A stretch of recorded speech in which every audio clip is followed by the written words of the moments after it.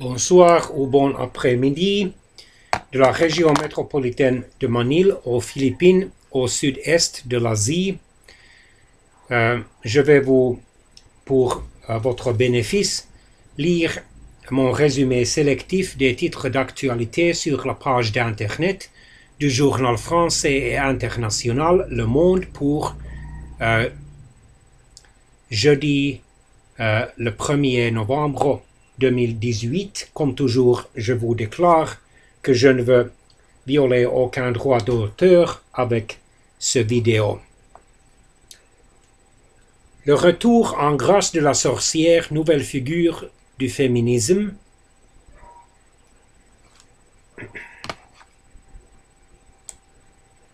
Faut-il brûler la médecine fondée sur la croyance? La figure de la sorcière Oni au Moyen Âge est devenue une icône féministe, symbole de la libération de la femme de la domination masculine. Le zombie parle de la peur de la destruction de l'humanité. Fantômes, sorcières, monstres, les parades de Halloween dans le monde.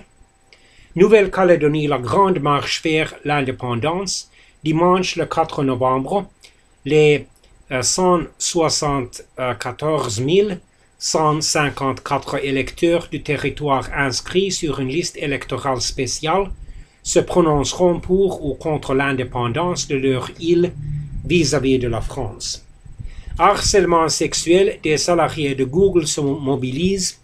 Plusieurs centaines d'employés ont prévu des rassemblements jeudi le 1er novembre, après une enquête du New York Times accusant Google d'avoir dissimulé des cas de harcèlement sexuel. Les prix des concessions funéraires augmentent et les pratiques évoluent. Le marché funéraire est estimé à 2,5 milliards d'euros en France, un secteur largement dominé par OGF, la maison mère des pompes funèbres générales. Que regarder dans le ciel pendant le mois de novembre? Notre blog autour du ciel vous recommande les plus belles constellations à regarder en novembre. Un archipel du Pacifique bannit la crème solaire pour sauver son corail. Au Brésil, les ambiguïtés du juge anticorruption et Sergio Moro avec l'extrême droite. Fahrenheit 11.9, Donald Trump dans le viseur de Michael Moore. Au Mexique, les caravanes de migrants progressent vers les États-Unis. À la finale des Worlds 2019, le plus grand événement mondial des sports aura lieu à Paris. Des anciens de l'équipe Obama reconvertis dans l'Agipod. Transhumanisme clone. Le corps fait son festival aux Utopiales 2018.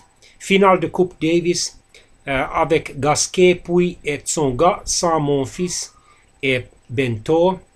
House of Cards, le fantôme de Frank Underwood hante la Maison Blanche. En Norvège, un gratte-ciel de bois en circuit court. Le président français Emmanuel Macron met en garde contre un retour à l'Europe des années 1930.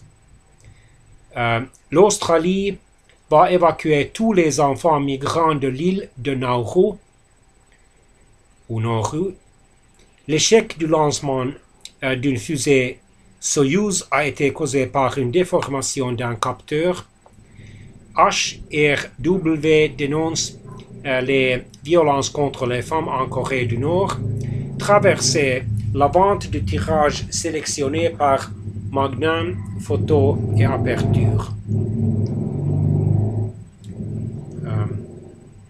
Ultralibéral et antisystème, le programme du président élu Jair Bolsonaro au Brésil. Le vrai ou du faux sur la pollution des voitures au diesel.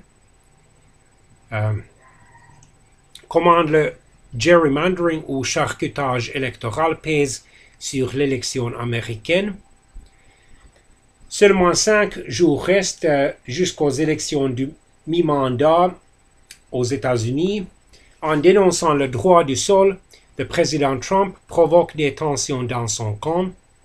La nouvelle offensive du président sur l'immigration inquiète les républicains en campagne dans des circonscriptions à forte population hispano- ou latino-américaine. Midterms à Las Vegas, l'âpre combat des militants latinos contre l'abstention.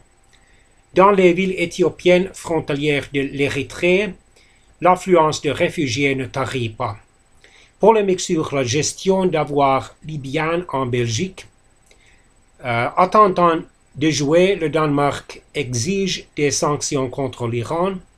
En Finlandais, l'ancien Premier ministre, l'ancien ministre des Affaires étrangères et l'ancien ministre des Affaires européennes, M. Alexander Stubb, pimente la morne campagne des Européennes. Le degré zéro de la politique Ségolène Royal règle ses comptes avec le quinquennat de François Hollande. Pouvoir d'achat, le gouvernement face au mécontentement des Français. Laurent Wauquiez va en Grèce pour dénoncer la crise migratoire. Comment fait-on quand on n'a pas d'ordinateur? Reportage avec les oubliés de la Startup Nation. Quand le cinéma et les séries dissèquent les coulisses du pouvoir politique. La Nouvelle-Calédonie, dernière colonie française.